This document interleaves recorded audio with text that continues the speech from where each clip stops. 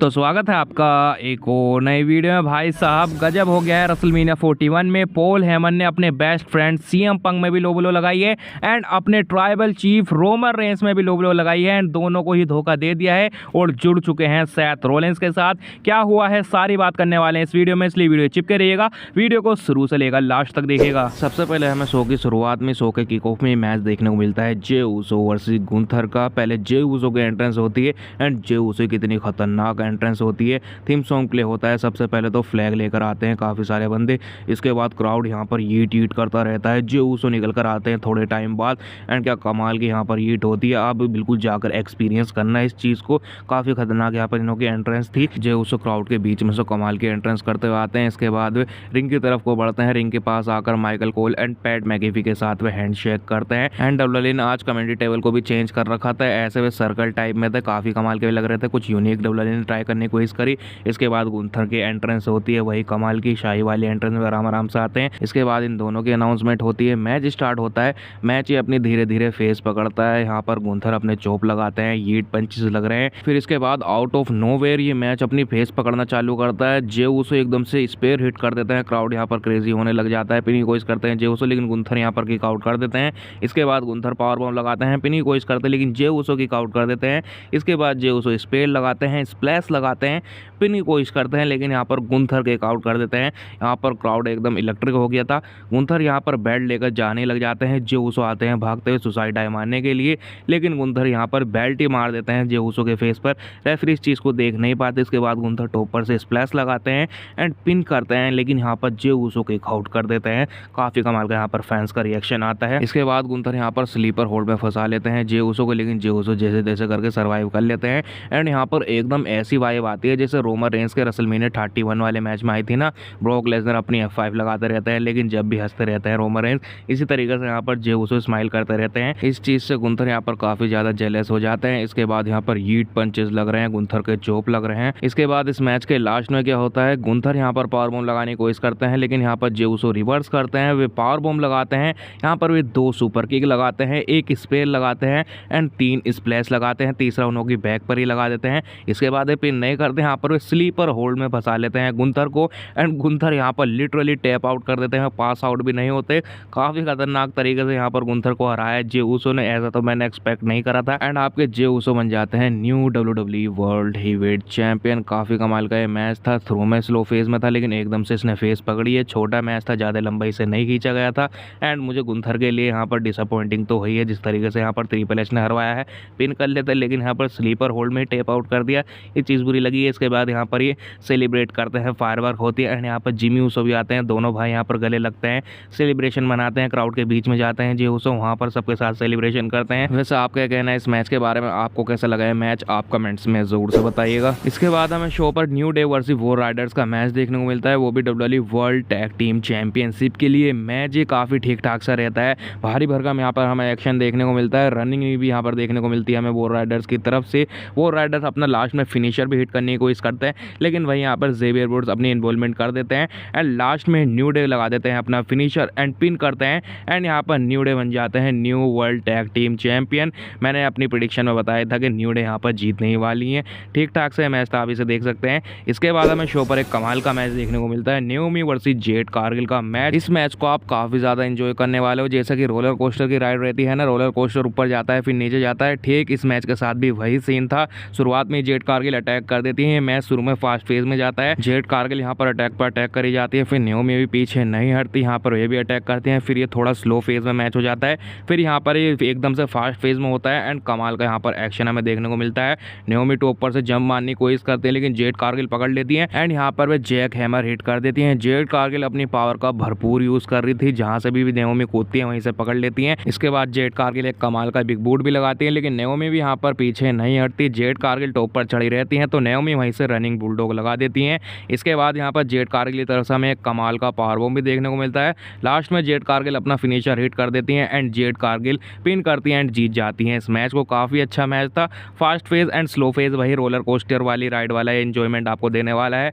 आपको इस मैच को ज़रूर से देखना चाहिए। वैसे आपने देखा हो तो आपको ये मैच कैसा लगा, आप कमेंट्स में ज़रूर से बताइएगा। इसके बाद हमें शो पर मैच देखने को मिलता है जेका फाटो वर्सेस एलए नाइट का, वो भी डब्ल्यूडब्ल्यूई यूनाइटेड स्टेट चैंपियनशिप के लिए। सबसे पहले एंट्रेंस होती है जेका फाटो की। जेका फाटो के साथ सोलो सिकोव भी आते हैं। जेका फाटो अपने फेस पर अजीब सा वो मास्क लगा कर आते हैं। सोलो सिकोव वहीं रुक जाते हैं एंड फिर जेका फाटो की एंट्रेंस होती है। इसके बाद होती है एलए नाइट की एंट्रेंस। एलए नाइट कमाल की एंट्रेंस करते हुए आते हैं। पहले वे कार में आते हैं, कमाल की वो कार लगती है। सॉरी, मुझे कार्स की इतनी नॉलेज नहीं है, इस वजह से मुझे पता नहीं वो कार कौन सी थी।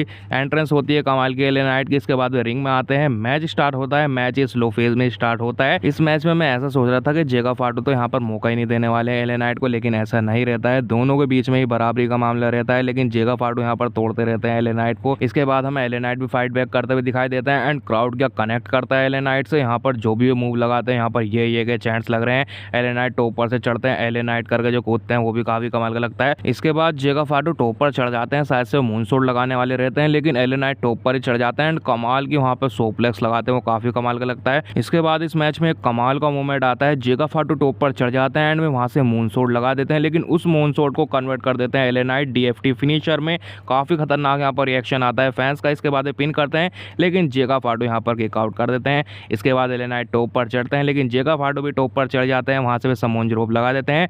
इसके बाद जेका फाटो एक मूनसॉल्ट लगाते हैं, दूसरी मूनसॉल्ट लगाते हैं, पिन करते हैं एंड जेका फाटो बन जाते हैं न्यू यूनाइटेड स्टेट चैंपियन। काफी अच्छा है मैच था, लेकिन डब्ल्यूडब्ल्यूई अभी तक तो छोटे छोटे मैच करवा रही थी। अभी तक डब्ल्यूडब्ल्यूई ने एक भी आधे घंटे का मैच दिया ही नहीं था। ये चीज मुझे फील हो रही थी। वैसे आपका क्या कहना है इसके बारे में? आपको भी ये चीज फील हो रही थी या नहीं? आप कमेंट्स में जरूर से बताइएगा। इसके बाद हमें शो पर मैच देखने को मिलता है एल ग्रांडे अमेरिकानो वर्सेस रे फिनिक्स का। मैच तो रे मिस्टीरियो के साथ होना रहता है, लेकिन रे मिस्टीरियो स्मैकडाउन में इंजर्ड हो चुके थे, इस वजह से उनको रिप्लेस कर देते हैं रे फिनिक्स। सबसे पहले एंट्रेंस होती है एल ग्रांडे अमेरिकानो की। उनकी एंट्रेंस ऐसे होती है जैसे इंडिया में बारात नहीं चढ़ती ना बैंड बाजे के साथ, इस तरीके से उनकी एंट्रेंस होती है। इसके बाद एंट्रेंस होती है रे फिनिक्स की। मैच स्टार्ट करने से पहले L Grande americano ring side पर पहुंच जाते हैं। रिंग साइड पर एक बंदा बैठा रहता है, मुझे उसका नाम नहीं पता। वहां पर उसको छेड़ने लग जाता है एल ग्रांडे अमेरिकानो, लेकिन वो बंदा जो कमाल की किक मारता है, एकदम से पच से आवाज आती है, काफी कमाल का लगता है। इसके बाद मैच स्टार्ट होता है। मैच ये फास्ट फेज में स्टार्ट होता है एंड जिस तरीके से दोनों ही सीक्वेंस लगाते हैं वो काफी कमाल का लगता है। L Grande americano ring side पर चले जाते हैं, रे फिनिक्स टॉप पर चढ़ते हैं एंड बिग क्रॉस बॉडी लगाते हैं, काफी कमाल का लगता है। इसके बाद एल ग्रांडे अमेरिकानो टॉप पर चढ़कर मूनसॉल्ट लगाते हैं। रे फिनिक्स की तरफ से हमें पाइल ड्राइवर भी देखने को मिलता है। मैच में एक ऐसा मूवमेंट आता है, रेफरी का फोकस रहता है रे फिनिक्स के ऊपर, उसका फायदा उठाकर एल ग्रांडे अमेरिकानो निकालते हैं अपने स्टील के कुछ प्लेट एंड वो मार्क्स में छुपा लेते हैं। इसके बाद रे फिनिक्स टॉप पर चढ़ जाते हैं एंड वहां पर वे किक लगा देते हैं एल ग्रांडे अमेरिकानो के फेस पर, लेकिन वो किक रे फिनिक्स को ही भारी पड़ जाती है, क्योंकि एल ग्रांडे के फेस पर स्टील प्लेट छुपी रहती है ना, तो रे फिनिक्स के पाँव में लग जाती है। इसके बाद क्या होता है, एंगल लोग पकड़ लेते हैं एल ग्रांडे। यहाँ पर जैसे तैसे करके रे फिनिक्स सर्वाइव कर लेते हैं। रे फिनिक्स टॉप पर से कूदने की कोशिश करते हैं, लेकिन यहाँ पर हेडबट लगा देते हैं एल ग्रांडे। इसके बाद लास्ट में एल ग्रांडे अमेरिकानो टॉप पर चढ़ जाते हैं एंड वहां से फ्लाइंग हेडबट लगा देते हैं, पिन करते हैं एंड एल ग्रांडे अमेरिकानो जीत जाते हैं इस मैच को। ठीक ठाक ये मैच था, आप इसे देख सकते हैं। इसके बाद हमें शो पर देखने को मिलता है Charlotte Flair versus Tiffany Stratton का मैच, वो भी डब्ल्यूडब्ल्यूई वुमेन्स चैंपियनशिप के लिए।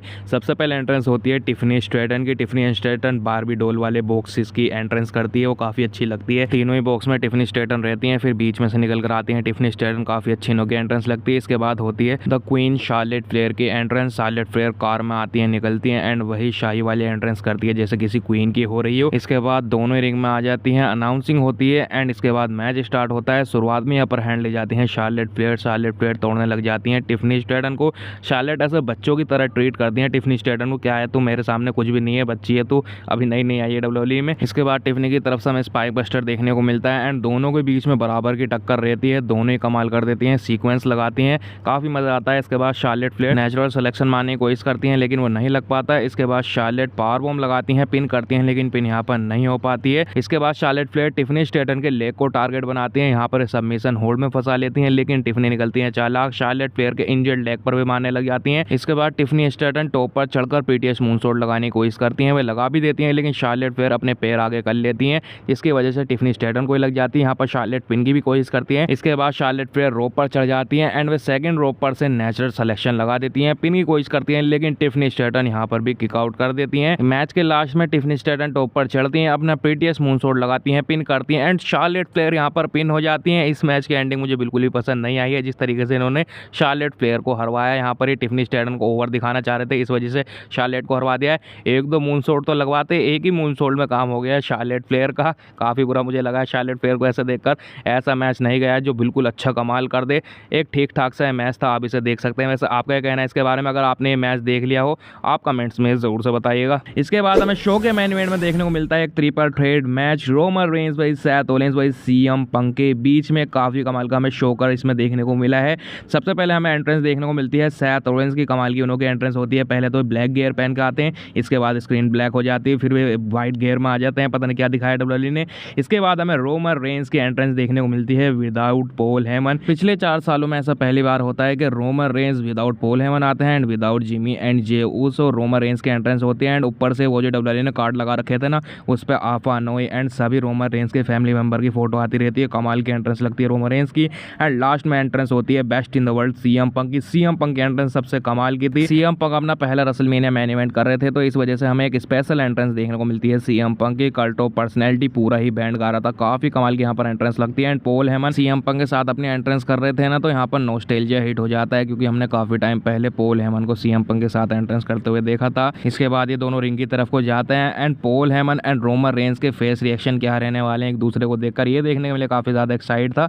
तो रोमन रेंस बड़े घूर के देखते रहते हैं पॉल हेमन को, और पॉल हेमन रोमन रेंस से नजरें नहीं मिला पाते, काफी फनी लगता है। इसके बाद ये मैच स्टार्ट होता है। मैच स्टार्ट होने के बाद तीनों सुपरस्टार अपनी जगह पर खड़े रहते हैं। सेथ रोलिंस रोमन रेंस से कहते हैं चल हम दोनों मिलकर इसे पीटते हैं। रोमन रेंस मना कर देते हैं और सीएम पंक रिंग से कल्टी काट लेते हैं, पॉल हेमन के पास जाकर खड़े हो जाते हैं। इसके बाद रोमन रेंस अटैक करते हैं सेथ रोलिंस के ऊपर। रोमन रेंस सेथ को कॉर्नर में ले जाते हैं, पीछे से सीएम पंक भी आ जाते हैं। Roman Reigns Seth Rollins and CM Punk को दोनों को तोड़ते हैं। इसके बाद सेथ रोलिंस स्टील स्टेप में देकर मारते हैं रोमन रेंस को। इसके बाद Seth Rollins and CM Punk दोनों भागते हुए आते हैं, दोनों ही भिड़ जाते हैं एक दूसरे में, यहाँ पर तोड़ने लग जाते हैं एक दूसरे को। डब्ल्यूडब्ल्यूई यूनिवर्स के बीच में जाते हैं, वहां पर जाकर एक दूसरे को तोड़ रहे हैं, जो हाथ में आ रहा है वही मार रहे हैं। गार्बेज कैन उठाकर हेड में मारते हैं। इसके बाद ये लड़ते लड़ते बैरिकेड के पास आ जाते हैं। रोमन रेंस भागते हुए आते हैं एंड एक डाई लगा देते हैं, दोनों को ऊपर कूद जाते हैं। Roman Reigns Seth Rollins and CM Punk दोनों को ही तोड़ते हैं। इसके बाद ये तीनों ही रिंग में चले जाते हैं। सेथ रोलिंस एक कॉर्नर में खड़े रहते हैं, रोमन रेंस एक कॉर्नर में खड़े रहते हैं। यहाँ पर सीएम पंक दोनों में ही भागकर अपनी रनिंग नी लगाते हैं, रोमन रेंस में भी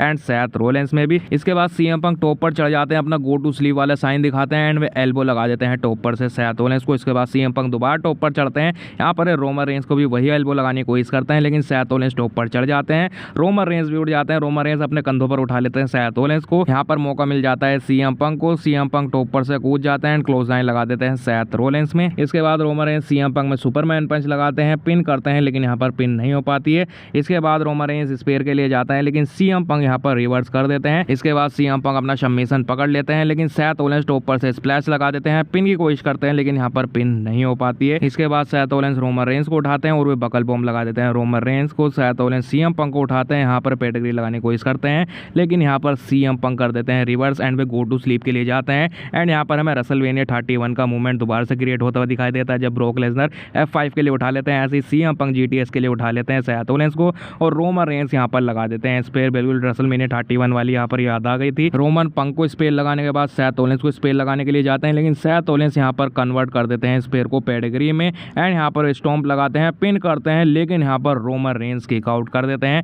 काफी गजब का यहाँ पर किक आउट आता है। इसके बाद सेथ रोलिंस रोमन रेंस को कन्विंस करते हैं, चल उठ, दोनों मिलकर उसे शील्ड बॉम्ब लगाते हैं टेबल के ऊपर। इसके बाद सेथ रोलिंस रिंग साइड पर जाते हैं एंड वे कमेंट्री टेबल को क्लीन करते हैं। रोमन रेंस के फेस के एक्सप्रेशन देखकर ऐसा लग रहा था यहाँ पर वे सेथ रोलिंस की मदद नहीं लेना चाहते। सेथ रोलिंस रेडी होते हैं, रोमन रेंस भी रेडी होते हैं, लेकिन यहाँ पर आ जाता है ट्विस्ट। रोमन रेंस अटैक कर देते हैं सेथ रोलिंस को ऊपर। इसके बाद रोमन रेंस अकेले ही दोनों में पावर बॉम्ब लगाते हैं। रोमन रेंस कमेंट्री टेबल साफ करते हैं, पहले तो वे सीएम पंक में पावर बॉम्ब लगाते हैं, कमेंट्री टेबल तोड़ देते हैं। इसके बाद वे दूसरा कमेंट्री टेबल भी तोड़ देते हैं सेथ रोलिंस को पावर बॉम्ब लगाकर। इसके बाद रोमन रेंस रिंग में ले जाते हैं सेथ रोलिंस को एंड वहां पर एक कमाल की स्पेयर लगाते हैं। रोमन रेंस पीने की कोशिश करते हैं, लेकिन सेथ रोलिंस यहाँ पर कमाल का किक आउट करते हैं। इसके बाद तो यहाँ पर हद हो जाती है, तीनों एक दूसरे में सबमिशन लगा रहे हैं, यहाँ पर फिनिशर लगा रहे हैं, लेकिन यहाँ पर कोई भी रिजल्ट नहीं निकल रहा है। पॉल हेमन रिंग साइड पर अपना सर पकड़ के बैठे हुए हैं, यहाँ पर उनके रिएक्शन काफी खराब है, यहाँ पर काफी ज्यादा कंफ्यूज है किसकी मदद करूं किसकी नहीं। इसके बाद पॉल हेमन तंग होकर टाइम कीपर्स एरिया में जाते हैं, वहां से स्टील चेयर लेकर आते हैं। Roman Reigns and CM Punk दोनों ही पॉल हेमन की तरफ को देखते हैं। सीएम पंक कहते हैं मुझे स्टील चेयर दे, रोमन रेंस कहते हैं मुझे स्टील चेयर दे, लेकिन यहाँ पर रोमन रेंस को पॉल हेमन स्टील चेयर नहीं देते, वे अपने बेस्ट फ्रेंड सीएम पंक को स्टील चेयर दे देते हैं। इसके बाद पॉल हेमन भी रिंग में चले जाते हैं एंड यहाँ पर आने वाला रहता है कमाल का ट्विस्ट, ध्यान से सुनिएगा। सीएम पंक मारने वाले रहते हैं रोमन रेंस में स्टील चेयर, लेकिन पॉल हेमन पीछे से लो ब्लो लगा देते हैं अपने बेस्ट फ्रेंड सीएम पंक में। क्राउड का काफी अच्छा खासा यहाँ पर रिस्पॉन्स आता है एंड रोमन रेंस ये देखकर काफी ज्यादा खुश होते हैं। पॉल हेमन अपने घुटनों पर बैठ जाते हैं एंड वे रोमन रेंस को स्टील चेयर दे देते हैं एंड वे कहते हैं I acknowledge you my tribal chief. इसके बाद यहाँ पर रोमन रेंस बजाने लग जाते हैं सीएम पंक में, काफी बुरी तरीके से वे स्टील चेयर बजाते हैं। इसके बाद पॉल हेमन कहते हैं माय ट्राइबल चीफ, इसे छोड़ो, सेथ सेथ रोलिंस को पीटो, सेथ रोलिंस को मारो। सेथ रोलिंस अपनी उल्टी पीट करके खड़े रहते हैं। यहाँ पर पॉल हेमन रोमन रेंस के पीछे भी जाकर खड़े हो जाते हैं। रोमन रेंस शील्ड वाला बदला लेने के लिए जाते हैं सेथ रोलिंस में स्टील चेयर मारने के लिए, लेकिन यहाँ पर पॉल हेमन के फेस के एक्सप्रेशन बदलते हैं एंड वे रोमन रेंस में लो ब्लो लगा देते हैं, काफी बुरी तरीके से लो ब्लो लगाते हैं। इसके बाद पॉल हेमन स्टील चेयर उठाते हैं एंड काफी अच्छे अंदाज में सेथ रोलिंस के पास जाते हैं एंड वे स्टील चेयर पकड़ा देते हैं सेथ रोलिंस को एंड पॉल हेमन कॉर्नर में बैठ जाते हैं आराम से थक कर। इसके बाद सेथ रोलिंस रोमन रेंस की बैक पर शील्ड चेयर लगाते हैं एंड यहाँ पर दोबारा से डेजा वू हो जाता है रोमन रेंस को। सेथ रोलिंस स्टॉम्प लगाते हैं, पिन करते हैं एंड सेथ रोलिंस जीत जाते हैं इस मैच को। एंड जो इतने दिनों से रूमर्स निकल कर आ रहे थे कि पॉल हेमन सेथ रोलिंस के साथ अलाइन हो जाएंगे, वो चीज ट्रू हो चुकी है, वो रूमर्स ट्रू निकल चुके हैं। वैसे आपका क्या कहना है इसके बारे में? आपको ये मैच कैसा लगा है, अच्छा लगा है, बुरा लगा है? जैसा भी लगा है कमेंट्स में जरूर से बताइएगा। तो बस आज की वीडियो यहीं तक की थी। आपको वीडियो कैसी लगी कमेंट्स में जरूर बताना। आपको इसी तरह की वीडियो देखना पसंद है तो हमारे चैनल को जरूर से सब्सक्राइब करना है। मैं मिलता हूं आपसे नेक्स्ट वीडियो में, तब तक के लिए बाय बाय।